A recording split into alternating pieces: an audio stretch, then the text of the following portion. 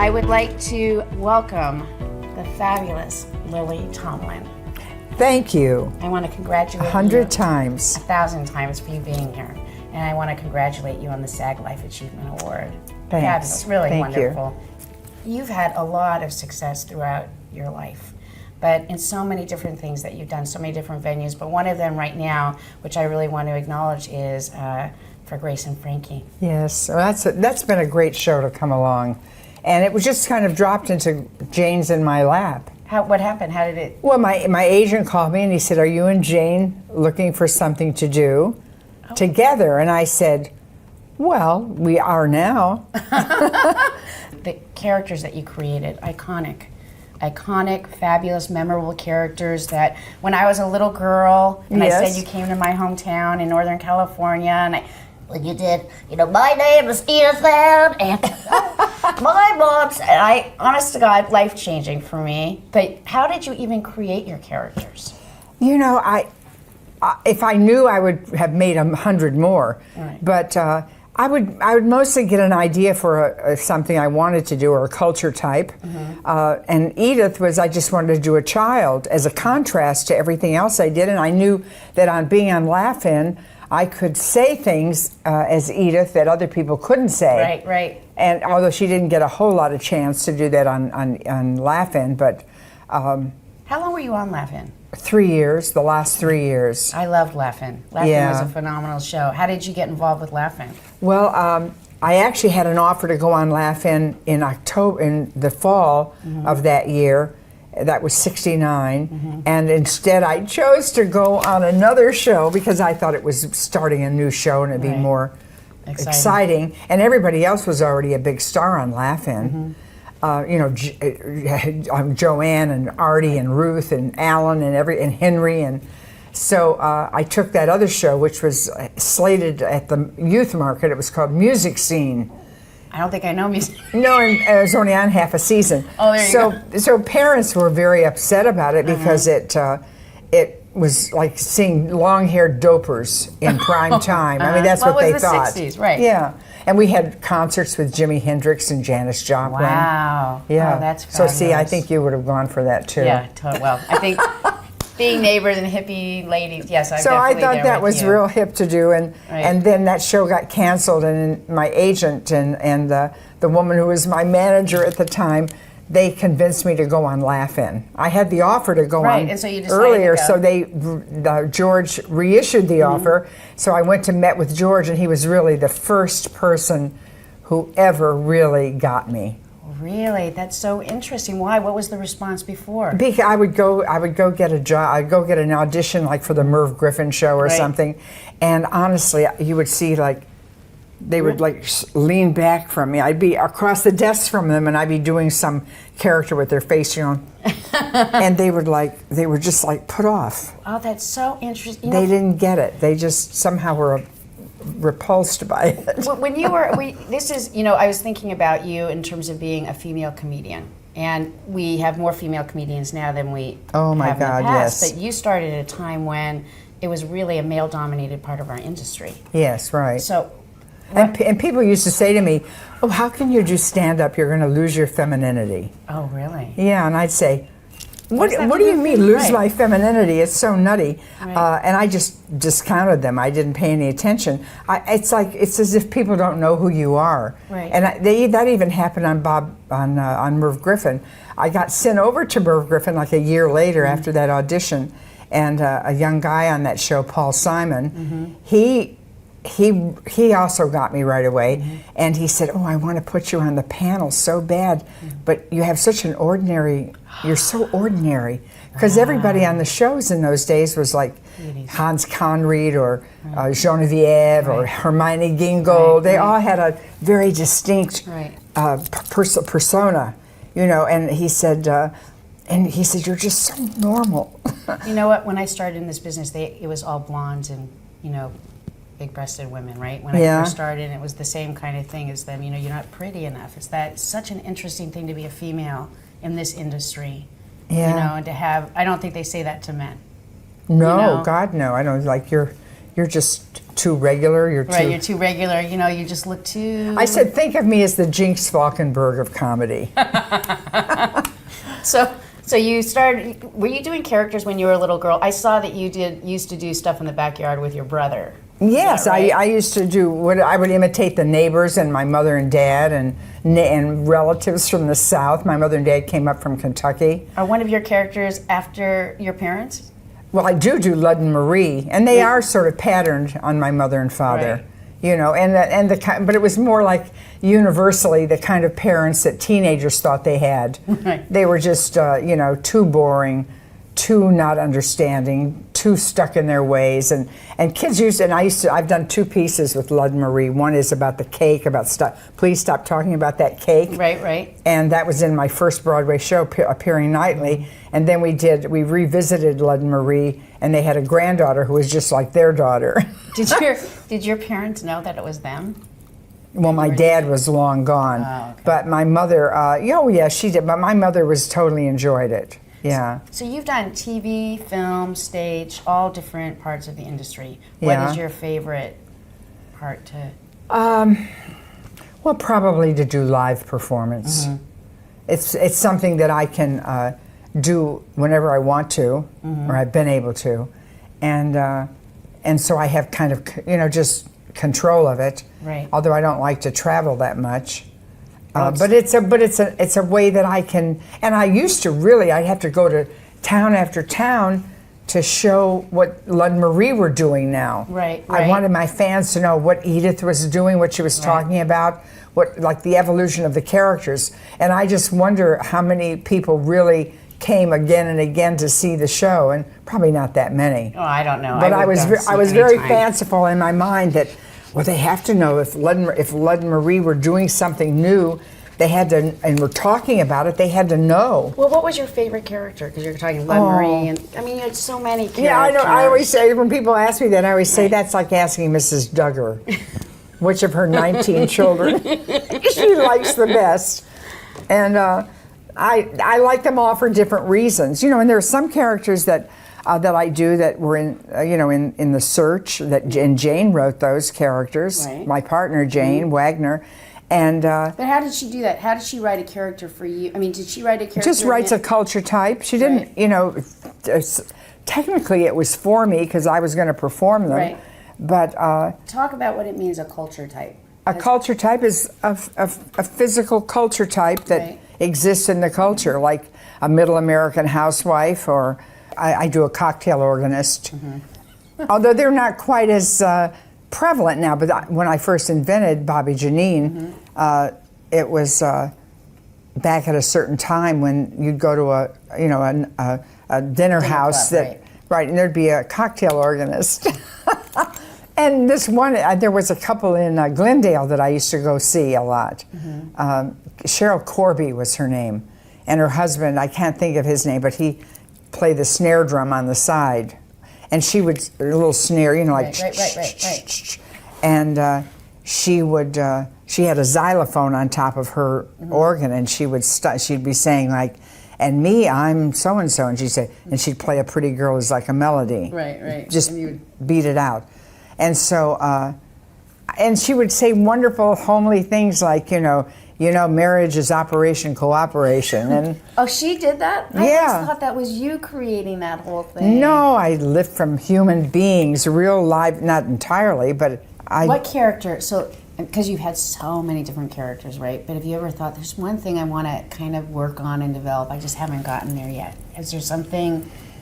Well, I wanted to do a cab driver for a long time, and I could never get a great cab driver. You got to go in the Uber now. That's yeah, I got to go Uber, right? So you wanted to do a cab driver, and what would you just talk about all the different people who come into your car? Yeah, probably, or it kind of reveals itself as you go on. Let me think of other characters. It's okay. Well, I've done a lot of music. I've done a lot of people in the kind of characters in the industry. I did a soul singer, Purvis Hawkins, and Tommy Velour was like a Vegas headliner. Right. And, I remember that. I can't believe, so a female playing a male, which is, we always are seeing the men playing the females. Right. fabulous. But you were always breaking through. You know, but you didn't in college. You did not study. I mean, you might no, have studied. I wasn't going to be a performer. I was going to be a doctor. I said. So what happened? What happened between going to study to be a doctor and coming into the industry? Well, reality came into the picture, Wow. and what does that mean? I got into a college show, and I had put on shows for the first 10 years of my life. Just for fun in the backyard. Just for fun, right? But totally impassioned. I would hang curtains. I would. As I got older, I began to build a stage with. I used sawhorses with boards. Right. So I told you I have a twin. Well, I didn't say I have a twin brother, and I actually used to go in the backyard. I would pretend I was Barbara Streisand, and he'd be Al Jolson, right? And we did the boards with the cans underneath to hold them up. But the idea, I never went to go to medical school, so. Well, I wasn't going to go to medical school either. It would have been a sorry day in the world if I had. Yeah, but what made you go in? And then I don't understand what I wanted to. I knew that I wanted a career because I wanted to do something. I wanted to, make something of myself, and I thought I would do well by doing good. So what was the play? It was a variety show to raise scholarship money, and I was a total flop. Because I'd been in the Mad Woman of Chaillot on a walk-on just prior, and I had to improvise as one of the capitalist women going down the stairs into the Mad Woman's cellar. Right. And I would improvise it every night, and everybody, theater students, would all run out and see what I was going to do during rehearsal and everything. And Iris Gorin, who was a theater major, she said to me, she said, "Do you know what kind of concentration you have?" And of course, I had no idea what she was talking about. And but I just felt so at home on the stage, and I said, "Gosh, I feel so great. I wish I could make a living doing this." Do you get nervous? Not anymore, not much. Well, I do if I'm going to open a new show someplace, or some places I get I'm a little hyped up. Right. But you don't get anxious. I feel so in love with the audience. I'm eager to. It's like you're giving. It's not like you're thinking they're looking at you, but you're out there. Well, I feel like we're going to share something good. Do you feel the same way when you're working on television? Like when you first started doing Grace and Frankie, how did you feel when you first? Well, as I've gotten older, I've gotten more accepting of what comes to me, and I just kind of it's just a blessing to have a role like that. That just seems to fit. Occasionally I'm given something to do that I might struggle with or have a problem, but I just struggle with it. It's a great show. And the whole premise behind the show is, I think, fabulous. So both you and Jane And together, Jane and I just love doing it. We love having it. You can feel that energy between each other with the whole cast. Honest to God. Yeah, I'm so glad. It's so wonderful. Thrilling. And you're now in your second? We're starting our 4th year in February. And what's really interesting, not only you're doing the show, but you are actually in the world of new media. Well, not new media, but the idea of Netflix. I know, and we got on Netflix 3 years ago, just as it was cresting. Now, talk a little bit about that, because I know that a lot of the people who are watching right now, you are on really that wave, that change. It used to be, the 3 networks and then the 4, but the whole, our whole paradigm, our whole universe is changing. Talk about what it's like to do on a Netflix project versus doing Well, first network. of all, you're not worried about ratings. I mean, they know what the ratings are, I'm sure. They know something. Right. But we don't know, and we're not struggling against that every week. Oh my God, we didn't make our numbers, you know? That's great. So you're not hearing on, gotta get it better, gotta get it better. You don't hear that, and the Netflix, when we're coupled with Skydance, who is really like our producing partner, I guess, and then Netflix is over all that. And so the people from Skydance and the people from Netflix are all fabulous, cool people who have good ideas and just want the show to be as much as it can be, but you're not burdened with anything. And they don't have all the censor stuff that goes on. No. Right? So that must be really freeing. It is for us, but we have to do what's scripted for us. Of course. Well, do you do any kind of improv through that? No, do they we really don't. Want you tight to the language? Well, sort of tight, pretty tight. Right. And but Jane and I have we can certainly input. Right. Right. And if we have a quarrel with something or think something should be better or excised or something. Anyway, so but there's not much of that. But we all watch daily, so we see everything. Oh, do you really? Yeah. How do you feel when you watch yourself? Oh, I'm okay with it. Well, I think you're fabulous in this show. I want to ask you, this is really, so you've been a member of our legacy unions and now SAG-AFTRA overall for 50 years. That means it's I have been. I know, that's so good. 50 You years. have been a leader. You have been awesome. You have actually stood in the strike line with members. I have indeed. So talk about that, because Oh, God. it is a really big deal. I mean, Yeah. you've actually helped to lift us up. You've actually helped to make us who we are. So I want you to share what it was like the first time you ever... Well, I can't say it was conscious. I mean, it wasn't like I was politically driven to really make a change. Right.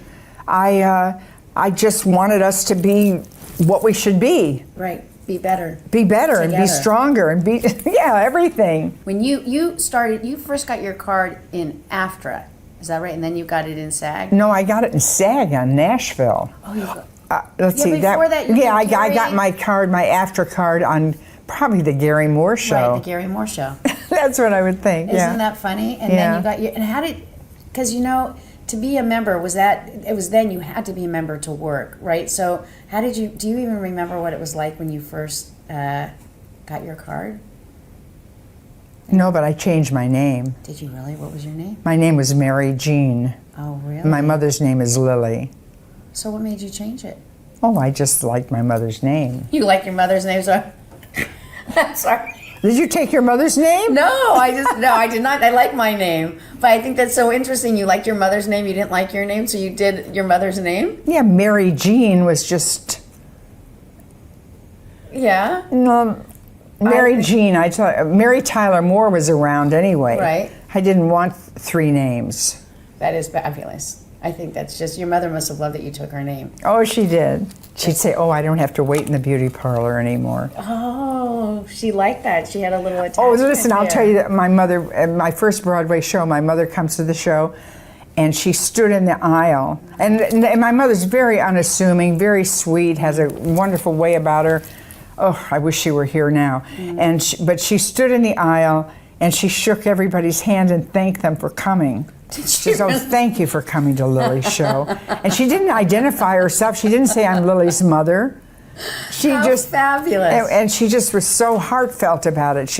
And same thing when I played the Kennedy Center. I did a Mother's Day show, with a bunch of other people, and I cried on the show because my mother was so moved. She was like the only real mother on the show. Wow. The other mothers were kind of like show business mothers or something. Right. And she said, I forget who was interviewing, and she said, oh, she just broke my heart. She moved out of the house when she was 16. I said, Mama, I didn't know she was going to start sharing all this stuff with the people. And I got tears in my eyes. It was, I said, Mama, but I came back for supper, didn't I? Wait, you moved out when you were 16? Yes, I was. Because I was independent. I was... Independent, 16, young. I was 17-year-old. If she were to do that. I didn't really move out. I just took a few of my belongings and I got an apartment. I rented a room. How did you get that? Well, I always worked. I always had made a little cash. So I lived over the Gaiety Burlesque. Did you? On really? Alexandria. It was near the university that I went to eventually. And it was $25 a month for one of these rooms. And then, so one day... That's a lot of money then. Yeah, well, say it like it's nothing. It wasn't a money. lot of money, but it was a fair amount. Yeah, for 16. But one day, I'm over there. I hardly ever slept there. Right. It was just too... Where did you sleep? I'd go back home every 2 or 3 days and sleep. And I didn't stay that long because then I saw big water bugs in the place, and that's all I needed. Right. You see, your mom knew how to get you, but she put those there. She probably did. She said, I want Lily home. So, all right, so we talked about the unions, and now, I want to know how you feel. It's been all these years, and you have been a leader. What do you think about the unions merging? Well, I liked it. I thought it was better for us to be together and try to have strength through unity. Right. No, but SAG-AFTRA itself, now we're the largest performers union in the world. Yeah. Oh Isn't boy, that yeah. amazing? Yeah. In terms of the work, our work is everywhere. It travels everywhere. Well, see, here's what I love. I mean, there is so much. Don't you feel like more people have many more jobs? More opportunities. More opportunities, Absolutely. yeah. But I think also the structure is changing a lot. That's why I'm asking you. I mean, you started in Variety. I mean, that such a different time, right? You were doing live television versus what's going on now. How do you like the difference between live television and doing series? Well, I still like live television, although I don't get to do it anymore. Right, that I there's can. such little of it, right? Yeah. But I like the risk of going out and facing that challenge. And then, but I love doing Grace and Frankie. I just love it. What is the most favorite thing that you like about Jane and working with her? My Jane Yes, Fonda? your Jane Fonda. Well, I've known her for a long time. I love her as a person. She's a dear, dear girl. And she has a kind of innocence. She used to, like when we were going to do 9 to 5, she had latched onto, we've got to take a leap of faith. We've got to take and I used to kind of tease her about that. I'd say, we've got to take a leap of faith. But Do you say that now to her? We've got to take a leap sometimes, of faith. But it's old stuff now. But when I first met her, when I first started 9 to 5 with her, she would say that, and she really meant that. She really meant it. Yeah. She's a very passionate woman. Yeah. Beautiful. Beautiful inside and out. And if she were to describe you, what do you think she would say about you? Oh, she'd say something like, I have a funny bone. Something like that. But I say it because she always says to me, I'm just not funny. And of course, she's very funny right there.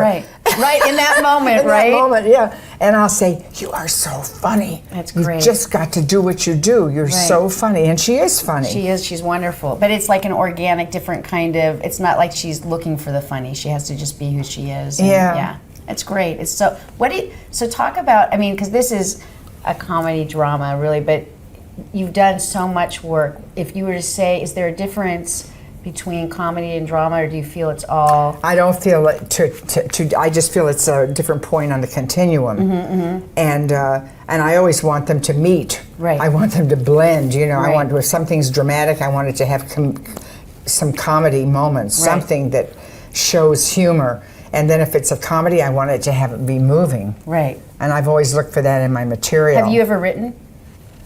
Well, I've pot sheets together stuff. So no, I've not written like a piece of, anything. I've never written a. But I see you have because we call it the SAG Life Achievement Award, so that means life, not lifetime, so that means that we're not ending it, you're in the middle of it, so we're looking for all these fabulous things that you're going to be creating. Oh my gosh. But I have to say thank you so much for being here. You really, well, thank you. You are an inspiration. You have led the way, and it is such an honor to have you here today and to be a part of SAG-AFTRA. I just cannot tell you thank you. Thank you. Thank you, SAG-AFTRA. Yay. Thank you, Gabrielle.